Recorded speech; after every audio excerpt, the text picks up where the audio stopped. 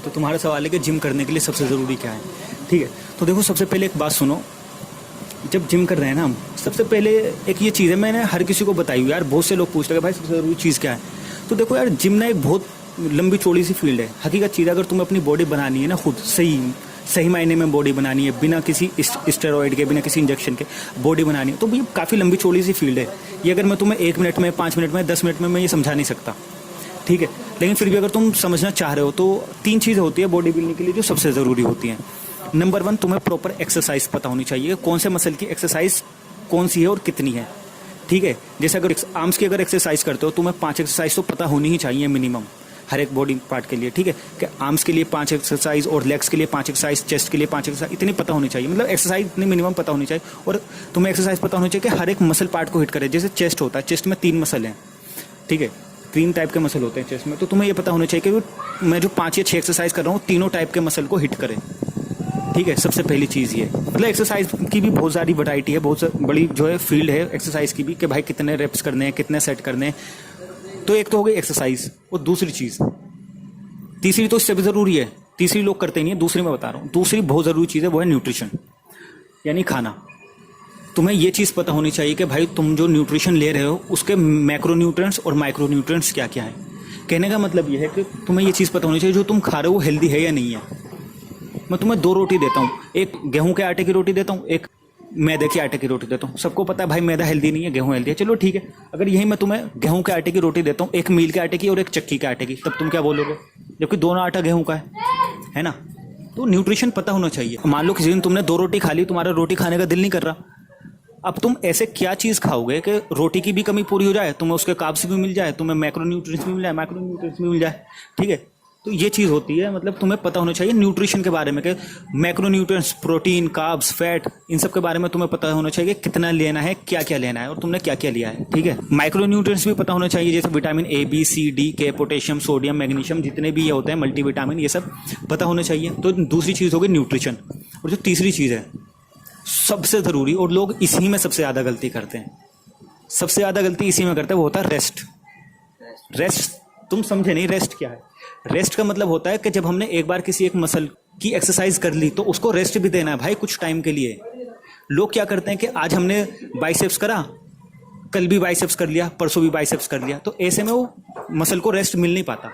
एक proper time period होता है यार, तो ये हर मसल के लिए अलग अलग होता है एक्चुअली। अगर जैसे एग्जांपल के तौर पे दे रहा हूँ कि अगर तुमने चेस्ट करा मंडे को, ठीक है, तो मिनिमम जो है ना, चेस्ट अगर मंडे को करा तो तुम मिनिमम अगला चेस्ट करोगे थर्सडे के दिन, मिनिमम बता रहा हूँ मैं। ठीक है, अब अगर तुम मंडे को चेस्ट कर लिया, तुमने फिर वेडनेसडे के दिन भी चेस्ट कर लिया, तो यहाँ पे तुम्हारा चेस्ट हो जाएगा बेकार, क्योंकि रेस्ट प्रॉपर नहीं मिला। लेकिन हाँ, अगर तुमने आर्म्स करा यानी बाइसेप्स मंडे को करा, वेडनेसडे को तुम बाइसेप्स कर सकते हो। सुन में आया? वेडनेसडे को बाइसेप्स कर सकते हो, क्योंकि बाइसेप्स का रेस्ट होता है उतने दिन का, 2 दिन का बाइसेप्स का रेस्ट होता है। देखो, क्योंकि चेस्ट बड़ा मसल है, चेस्ट हो गया, लेग्स हो गए, और ये बड़े मसल होते हैं, क्वाड्स वगैरह हो गए, इनके लिए जो रेस्ट का पीरियड होता है वो ज्यादा होता है। इसी तरह से जो हमारे मसल्स होते हैं, ये बाइसेप्स के मसल हैं, आर्म्स के मसल हैं, तो आर्म्स में क्या है, अगर तुमने मंडे को आर्म्स किया है तो तुम वेडनेसडे को आर्म्स कर सकते हो। ठीक है, क्योंकि आर्म्स छोटा मसल है, इसके लिए रेस्ट कम चाहिए होता है। सुना, तो एक ये रेस्ट भी बहुत बड़ी चीज है।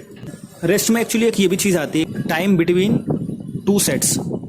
ठीक है, टाइम बिटवीन 2 सेट्स ये है कि जब तुम एक एक्सरसाइज कर रहे हो, एक सेट कर रहे हो, और दूसरा सेट जब करोगे उसके बीच में जो टाइम होता है, ठीक है, अब ये जो टाइप है ये मैक्सिमम मसल्स के लिए सेम ही है। यानी अगर तुमने अभी आर्म्स का एक सेट कर लिया, अब जब तुम दूसरा सेट करोगे आर्म्स का, तो उसके बीच में कितना गैप होना चाहिए। ठीक है, ये हर किसी मसल के लिए सेम ही है। ये है 90 सेकंड से लेके 2 मिनट तक का।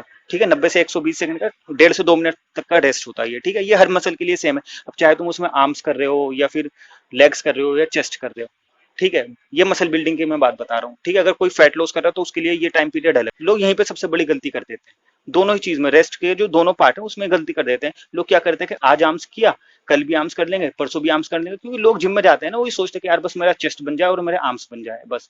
तो क्या करते हैं, आज आर्म्स कर लेते हैं, कल चेस्ट, फिर परसों आर्म्स, फिर परसों चेस्ट, तो ये रेगुलर करते हैं। तो इस केस में क्या होता है, वो मसल को तो रिकवरी का टाइम नहीं मिल पाता ना। अब चेस्ट क्या मांग रहा है, चेस्ट कह रहा है कि भाई अगर एक बार चेस्ट कर लिया तो मुझे 3 दिन का गैप दो। अब तुम 3 दिन का गैप दे ही नहीं रहे हो, है ना, तो ये गलती होती है, ये तो इसमें गड़बड़ करते हैं लोग। फिर दूसरी जो गलती है टाइप 1 जो मैंने बताई थी, कि लोग सेट के बीच में बहुत कम या बहुत ज्यादा टाइम ले लेते हैं।